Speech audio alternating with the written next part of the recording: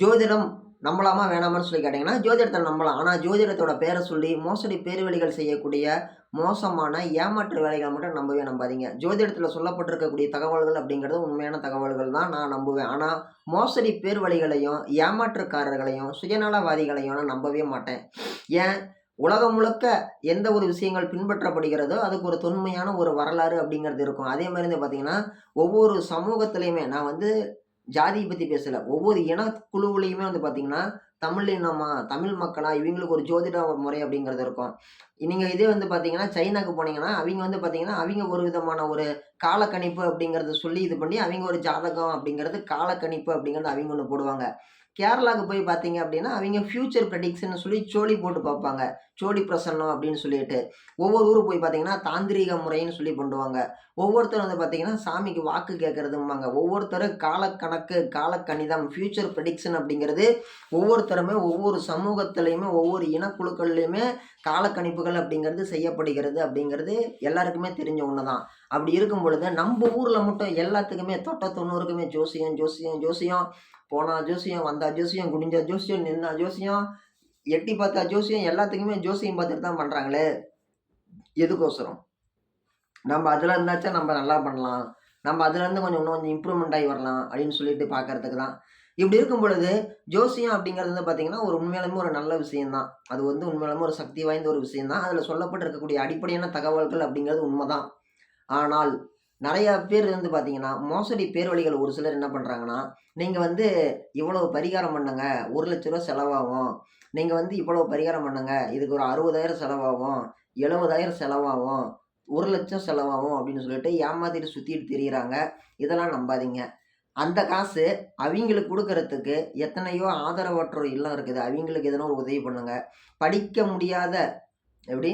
படிக்க முடியாத ஓகேங்களா? எத்தனையோ ஏழை குழந்தைங்க வந்து பார்த்தீங்கன்னா, மலை கிராமத்தில இருக்கிறாங்க. ஸ்கூலுக்கு மலைய விட்டு கீழ இறங்கி போனோம். மலை மேல போயிட்டு வரதுக்கு எங்களுக்கு ரொம்ப தூரம் இருக்குது. சைக்கிள் இல்ல. நான் ஃபாரஸ்ட்டுக்குள்ள இருந்து வரேன். அப்படி இப்படின்னு சொல்லி எவ்வளவோ பேர் இருக்கிறாங்க.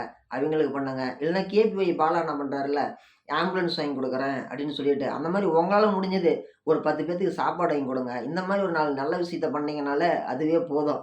அத விட்டுட்டு, நீங்க வந்து இந்த மாரி இங்கேருந்து கம்போடியா நாட்டுக்கு போணும். அங்க போய் நீங்க விளக்கு வச்சுட்டு வந்தீங்கன்னா, அந்த மலையில போய் விளக்கு வச்சுட்டு வந்தீங்கன்னா தான் உங்க பாவம் தீரும். அப்படின்னு சொல்லி எவனோ சொன்னாங்க அப்படின்னா நம்பாதீங்க. ஓகேங்களா? அடிப்படையான விஷயம் அப்படிங்கிறது என்ன தெரியுங்களா? எழுதப்பட்டது நடந்தே தீரும். ஓகேங்களா? இன்னைக்கு சாயங்காலம் 12 மணிக்கு தலையில ஃபேன் விழுகணும்னு இருந்துச்சு அப்படின்னா, கண்டிப்பா ஃபேன் விழுந்து தான் தீரும். ஓகேங்களா? மித்தபடி யாரோ எதையோ சொல்றாங்கன்னு சொல்லிட்டு, தேவையில்லாம பணத்த குடுத்து ஏமாறாதீங்க. ஜோதிடம் அப்படிங்கிறது 100க்கு 200% உண்மை. நம்பளுக்கு புடிச்சாலும், புடிக்கலைனாலும் நம்மள சுத்தி ஜோசியம் அப்படிங்கிறது, ஜாதகம் அப்படிங்கிறது இயங்கிட்டு தான் இருக்கும். நம்ம சொல்றோம் இல்லைங்களா? லா ஆஃப் அட்ராக்ஷன்னு சொல்லிட்டு, ஈர்ப்பு விதின்னு சொல்லிட்டு. நெறைய விஷயம் கவனிச்சு பாருங்க. இன்னைக்கு நம்ம போகும்போது, யாரோ ஒரு நபர பார்த்துட்டு போவோம். ஆரஞ்சு சொக்கா, கருப்பு பேண்ட் போட்ட ஆள பார்த்துட்டு போவோம், ஒரு வேலைக்கு போகும்பொழுது. நம்ம போற வேலையெல்லாம் முடிச்சுட்டு ரிட்டர்ன் வருவோம். அதே ஆளு நம்மளுக்கு எதிர்ப்பு ரிட்டர்ன் வருவான். நாம வேலைய முடிச்சுட்டு வர மாரி அந்த ஆளும் கரெக்ட்டா வருவான். ஓகேங்களா? இது வந்து பார்த்தீங்கன்னா, இது இடையில ஏதோ ஒரு தொடர்பு இருக்குது. ஓகேங்களா? இது மட்டும் கிடையாது. நீங்க யூஸ் பண்ணக்கூடிய ஜோதிடம்னு சொல்லி பார்க்கும் பொழுது, ஜோதிடத்தில வந்து பார்த்தீங்கன்னா, கணக்குன்னு சொல்லி ஒண்ணு இருக்கும். கணக்குல வந்து பார்த்தீங்கன்னா, நம்பர்ஸ் ஓகேங்களா? இப்ப அந்த ஒரு ராகு திசைனா 4ன்னு சொல்லுவாங்க. 4 தான் ராகுக்கு உண்டான நம்பரு. ராகு திசை 18 வருஷம் அப்படின்னு சொல்லிட்டு. நீங்க வண்டி வாங்குனீங்கனாலும் சரி, அல்லது ஏதோ உங்களுக்கு தொடரக்கூடிய நம்பர்லாம் இது பண்ணிக்க ஒரு கால்குலேட் பண்ணி பார்த்தீங்கனாலும், எத பண்ணி பார்த்தாலும் ஒண்ணு 4ன்னு வரும். இல்லன்னா 18ன்னு வரும். அது சம்மந்தப்பட்ட நம்பராவே வரும். ஓகேங்களா? ராகு திசைனாலே வந்து பார்த்தீங்கன்னா, அரசியலு, ரவுடிசம், லாட்டரி, அப்புறமேட்டு வந்து பார்த்தீங்கன்னா, நேர்மையான இருக்கக்கூடிய விஷயங்கள், பிரபலமாவறது, சோசியல் மீடியா இந்த மாரி ஏகப்பட்ட விஷயங்கள். நீங்க அது தொடர்புடைய ஆட்களோட தான் பழகுவீங்க. அது சம்மந்தப்பட்ட ஒரு விஷயங்கள தான் நீங்க கன்டினியூவா செய்வீங்க. இதுதான் உங்கள சுத்தி நடந்துட்டு இருக்கும். இந்த மாரி வந்து பார்த்தீங்கன்னா, அடிப்படையான புரிதலோட நம்ம ஒரு விஷயம் செய்றோம் அப்டின்னா, நம்ம அத செய்யலாம். நாம அத நேர்மையான முறையில பயன்படுத்துறோம் அப்டின்னா, நம்மளுக்கு அது ஒரு பயன் அப்டிங்கிறது இருக்குது.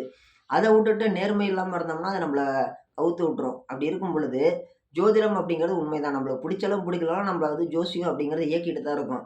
அதை விட்டுவிட்டு நம்ம ஜோதிடத்துக்கு முரண்பாடா இப்ப வந்து பார்த்தீங்கன்னா, அ அரசியல்ல நிக்கவே விருப்பம் இல்ல ஒரு ஆளுக்கு. அவன கூட்டிட்டு போயி, "நீ வந்து 5000 ஓட்டுக்கு நில்லு" அப்படின்னு சொல்லி பணத்த செலவு பண்ணி இத பண்ணீங்க அப்படின்னா, அது லாஸ் தான். அவனோட கெரியர் என்ன? அவனோட இது என்ன? கட்டத்துல இது சொல்லியிருக்குது, அது சொல்லியிருக்குன்னுலாம் கிடையாது. என்ன எழுதப்பட்டிருக்குதோ அது நடந்தே தான் தீரும். இப்போ ஒருத்தருக்கு வந்து ஜாதகத்துல வந்து பார்த்தீங்கன்னா, குழந்தையே இல்லன்னு தான் இருக்கும். ஜாதக அமைப்புல அவங்களுக்கு குழந்தை இல்ல அப்படின்னு தான் இருக்கும். கடவுளோட அருளால கடவுள்ட்ட வேண்டியிருப்பாங்க, இவங்களுக்கு குழந்தை பொறக்கும். ஒருத்தன் வந்து ஆக்சிடென்ட் ஆகி இந்த இடத்துல செத்து போவான், நேரம் சரியில்லன்னு சொல்லியிருக்கும் ஜாதகத்துல. ஆக்சிடென்ட் ஆனாலும் கடவுள் அவன காப்பாத்திடுவாரு. இந்த மாரி நெறைய விஷயங்கள் இருக்குது. ஓகேங்களா? ஜாதகத்த நம்புங்க. மோசடி பேர் வழிகள நம்பாதீங்க.